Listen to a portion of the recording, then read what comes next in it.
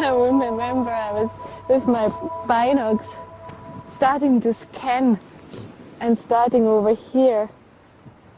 And in the meantime, there was already a first wolf coming out somewhere from the back, from the far back there. And I guess I froze and just could not believe.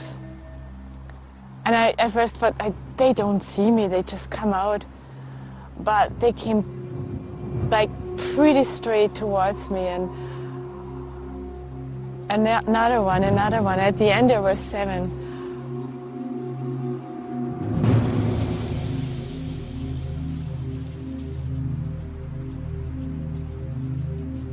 Eventually I put my backpack away and lay down, not to scare the wolves.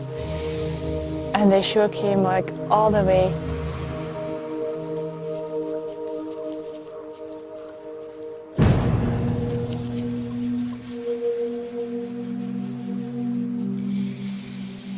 Gudrun used body language to signal she was no threat, lying low and avoiding eye contact.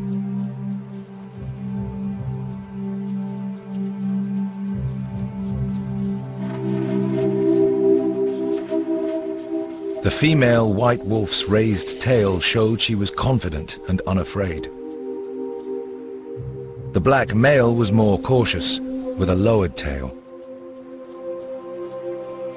Gudrun became convinced she was in no danger. There was no hectic movements of any of the wolves. They were very interested in everything, but they never had a sign of uneasiness. I think we each other told without words that we are comfortable with each other. For the first time in her life, Gudrun interacted with wolves face to face, and she discovered that wolves can be surprisingly curious, unafraid, and unthreatening.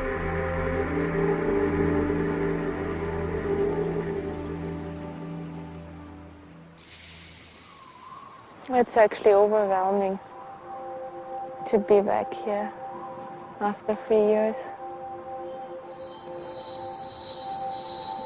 Makes my memory actually very vivid again.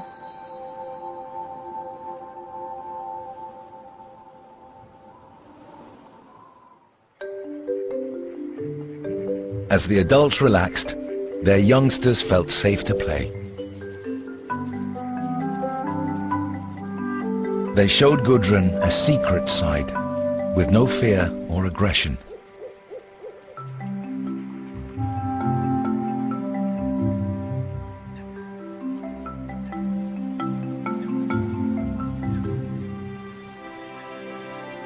After 4 hours, with night falling, Gudrun tried to leave.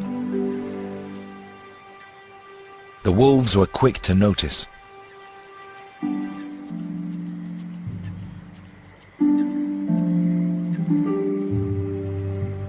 The white female ran in front, blocking her way. She wanted to ensure Gudrun posed no threat to her family.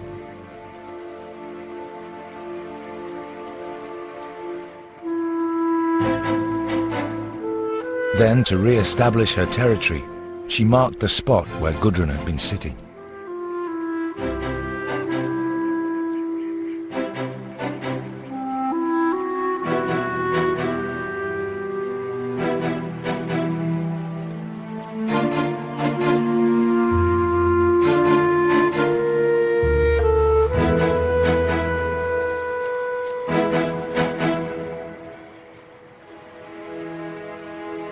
Gudrun's only defense was a can of pepper spray, but not once did she ever dream of using it.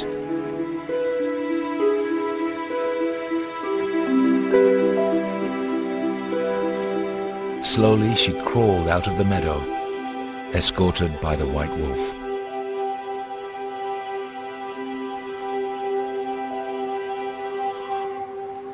Before she leaves, a call goodbye, the way wolves communicate.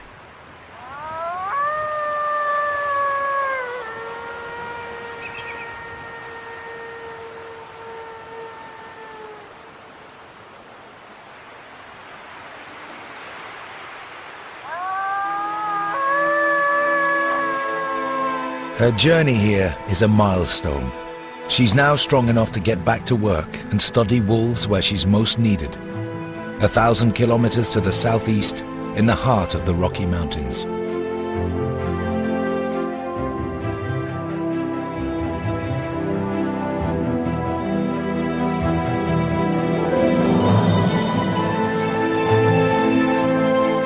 Much of this habitat is too steep and inhospitable for wolves.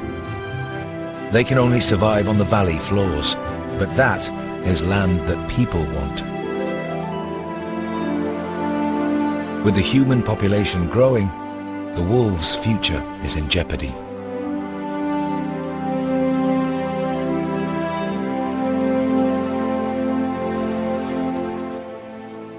This is a wolf country. However, you barely see the wolves. They are very, very skittish of people. As soon as the white men, the first settlers, moved into this area, they got absolutely hunted, trapped, shot, poisoned. And they're very social animals, so they pass on this experience to their offsprings, and they learn very quick to avoid us. It's going to be a challenge finding any wildlife in this thick forest, let alone wolves. No one studied the wolves here for years, so Gudrun will have to start from scratch. She'll have to understand how they live behind these trees. Many of the animals here are wolf prey, even large elk.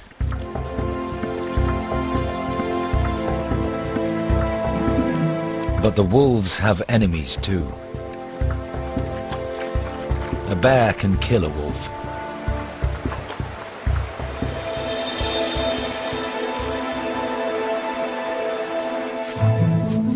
There's one special wolf that Gudrun wants to find. A wolf she last encountered in 2003. We had one radio-collared wolf, and her name was Hope. And I was actually the last researcher who followed her. Hope was the leader of a wolf pack in Banff National Park. She left when her mate was killed by hunters.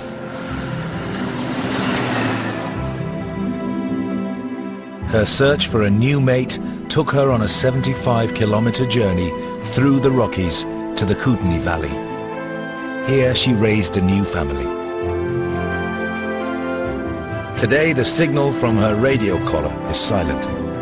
It might just be dead batteries. But is Hope dead too?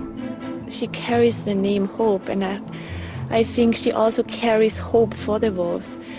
So my hope is that she's still out there in this landscape, and it would be wonderful to start looking for her. But where is she? Wolf territories here can cover 3,000 square kilometers. Finding any wolves won't be easy, especially in summer when tracks are harder to follow. But Gudrun has a plan. She wants to set up several remote cameras deep in the forest. Yeah.